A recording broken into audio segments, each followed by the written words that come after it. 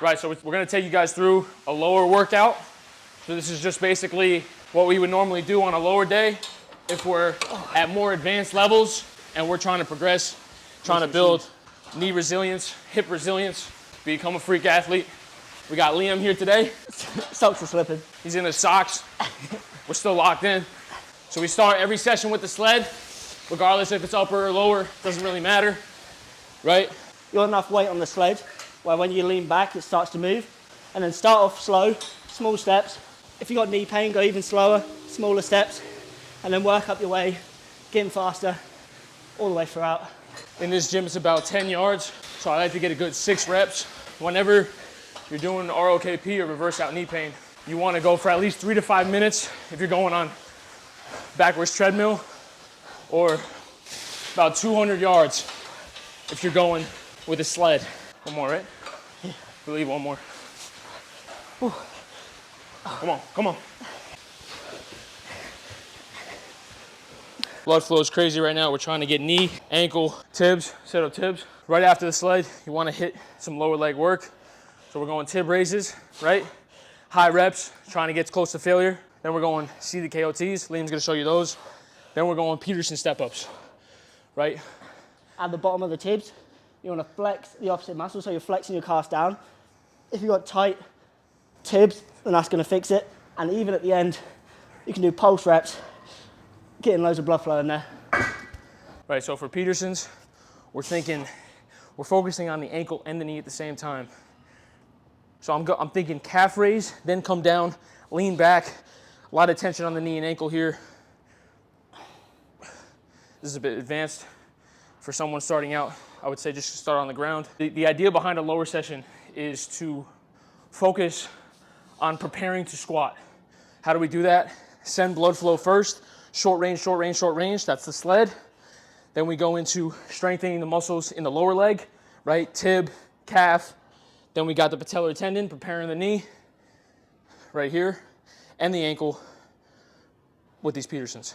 Yeah, and the tibs and the calves both connect up just underneath the knee. So if you do have any knee issues, smashing the tibs and calves, getting a full pump, doing the blood flow with the sled work is going to allow you to get into Peterson step-ups easier, into squats easier. But yeah. So we're just going to roll through a superset here. It's good to superset these just so that we're working front, back, and then the top of the knee to minimize any type of knee pain you may be having before you try to get into a lower session, right? If you're still in rehab, but you want to be able to strengthen the lower leg, you can do it. You can just start with short range movements, start with blood flow, right? You can even just make a workout out of these Petersons here, and that's a good lower leg workout. Where you're still getting quad dominance, you're getting that ankle stability right here, focusing on that calf raise at the top. Yeah, and you can change the exercise depending on what your focus is. As I'm barefoot, this is a lot harder through the fascia, through the actual foot muscles, rather than the knee. For the tibs, I'm really just going until I burn out, right? You should feel that stretch, and then contract. Back down, feel stretch, contract. Keep these legs straight. I'm just going to failure here. If you don't have that piece of equipment right here, go against the wall, hips against the wall. The further your feet are, the more difficult it will be. We're coming up, hold, 2 seconds, back down. If it's too difficult, walk up. And controlling that way down. I see people just flopping on the way down. You want to fully control the eccentric.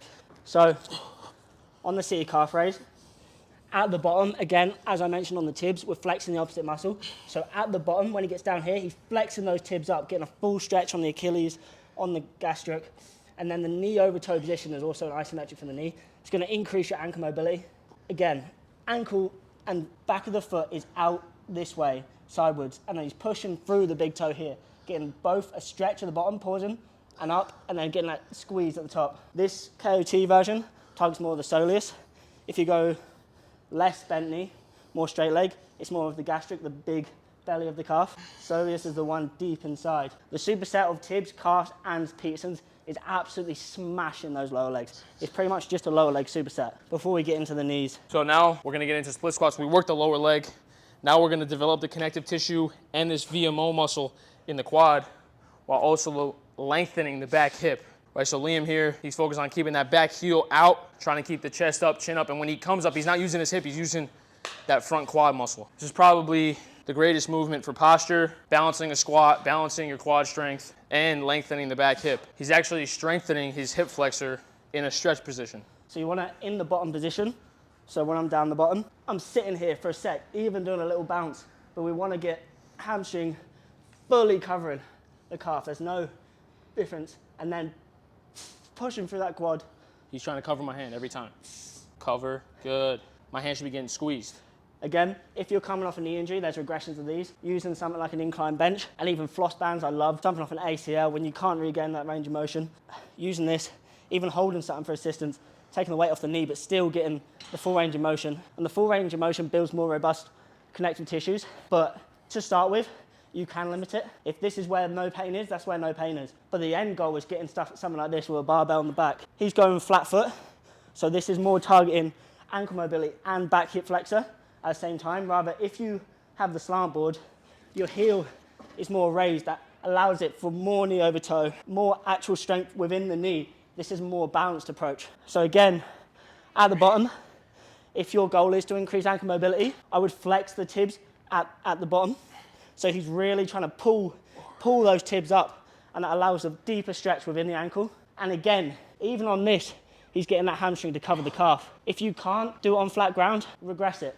You need that full range of motion. There's no point going to flat ground when you could have a little height here and get the full range of motion that you actually need. Yeah, and also when you're going at the bottom, right? My heel is down, but I know I can get more knee over toe. It's okay to lift the heel, but still think about flexing that front muscle in the leg to focus on opening up the Achilles. Again, if you're struggling with range of motion, something that you can do is grab weight. If there's no pain, that is. If it's more of like a restriction, you can grab the weight because it will pull you further into the ground. More gravity is pulling you down. I find using dumbbells instead of a barbell is going to allow you to get into a deeper range of motion. All right, so if you're feeling that tension in the knee, but no pain, you just got to get deeper in the range of motion. The weight is just pulling you down into it. See how I'm pausing for at least a couple of seconds in the bottom, then using that quad on the way up. And in that pause, what he's doing, right, is he's lengthening the back hip, keeping tension there, driving his feet into the ground, while also opening the connective tissue right here. Right, so next thing we got is a deep knee bend. Now this is a bit advanced, right? But once you master the split squat, master the Peterson step up, you can get into something like a deep knee bend here, right? Liam showing the difference between, right? You see a lot of guys with sissy squats, they go super, super out, right? That's way more tension on the hip flexors. So you think about a couch stretch, it's more similar to that. So when he's coming out and he's pushing his body really far forward, there's more tension in here and in the hip flexor. So you've got to be real careful. So we want to be focusing on getting the hamstring to cover the calf similar to the split squat, so that when we're at the bottom, we're getting full stretch of the quad muscle, so when we come up, it's more like a leg extension. You put your legs back here and you're flexing all the way up, right? We're just using our body weight and gravity to get the most out of a body weight quad exercise. I didn't even think about that, like leg extension. It's the same thing. That's so good. It's a long range leg extension. See, look, coaches need coaches because you think about different stuff. Crazy. Crazy. So I'm going to show you guys more advanced levels of deep knee bends, getting even deeper than touching knees to floor. You can use assistance if you need, just to guide you, but it's very minimal, and we're looking for trying to get the longest range of the quads. Yeah, there's two ways you can progress every single exercise. One is through range of motion, and the other is through load. So assistance to start with, just a little bit of range of motion, and then building that range of motion to without the boxes, and then this is increasing the range of motion even more. And then eventually he can maybe go hands without, but not yet. We'll see. Come on, here we go, here we go. See how much harder that is than just even using the tiniest bit of assistance. Like tiniest bit of assistance is easy because you've got to balance at the same time and it's more load. That's crazy. Look at the foot strength as well. Notice how it's pretty much a plantar fascia stretch. Insane. Right, so in the deep knee bend, if you compare it to a squat, right, you don't have to do a leg session with a squat. You can, but what we're gonna do after this is deep knee bend to Nordic. So we're focusing on quad, then we're focusing on hamstrings. We're separating the two. So far it's been very quad dominant, so you have to balance that out. If I'm doing days where I'm doing knee extension personally for myself, I'm doing knee flexion, which is the opposite, and then I'll do hip flexion and hip extension on the same day. So something like a L-sit and a seated good morning for the hips. So there's many different variations of a Nordic. I'm just gonna show a few, right? But you could either do slow as possible on the way down, you could do a posterior Nordic where you're facing up like this, or a full hamstring dominant Nordic where you're rounded, just focusing on the upper hamstrings as well. You could also do a drop catch, right? Where we're here and I'm falling into it and catching myself.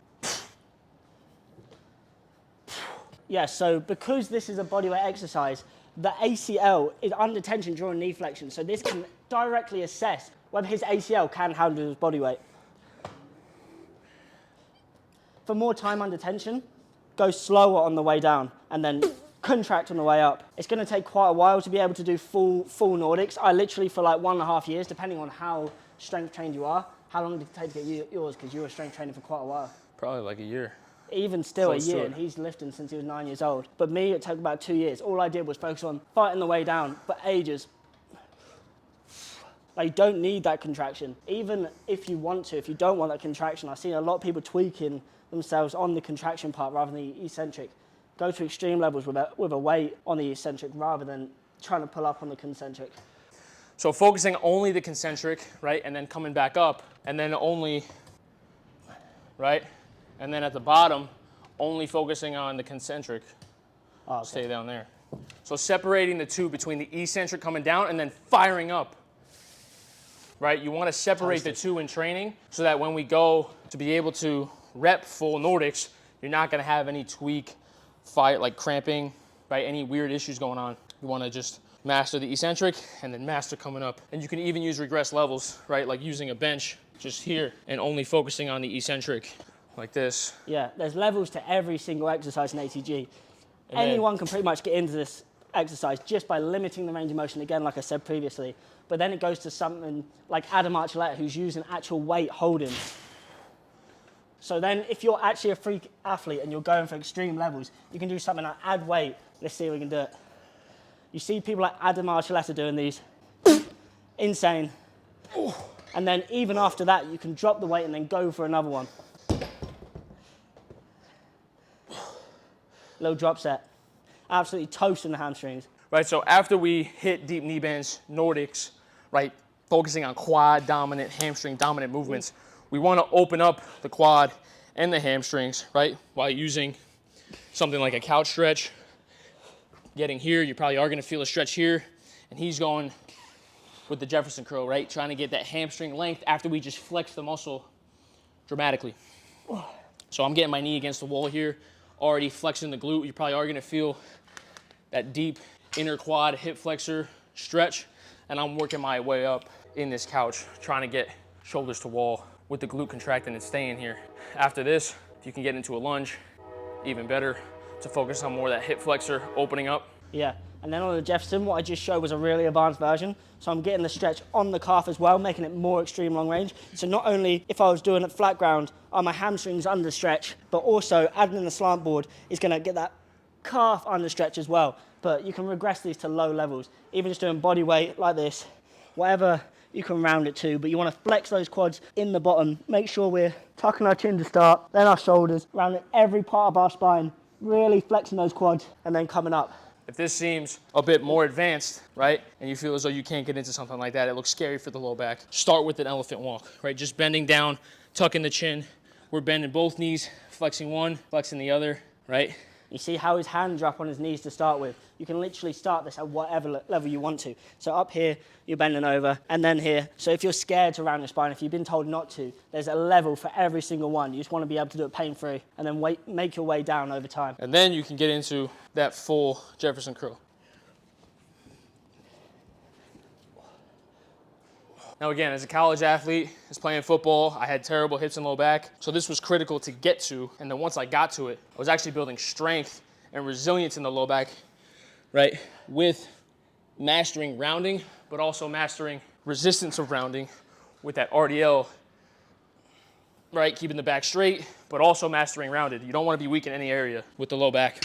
Right, so that's pretty much a breakdown of a lower workout that we would do with someone who's at more advanced levels as an athlete, who's trying to, you know, build muscle, build freak athletic explosiveness, you know, get out of pain as well before you get into more, I would say, not dangerous movements, but more advanced movements. Yeah, You know, I mean, so every single person can do this, even though he said freak athlete. Like, the extreme versions of that, which is what we went through because we are at those levels, can be regressed. All the exercises, so we can go tib raise against the wall, KT calf raises, just standing with body weight, flexing it up, so there's no load here. So every single level can be doing it. pretty much it. Pretty much it. You gotta stay locked in. What are you saying? What are we saying? Yeah, we're out of here.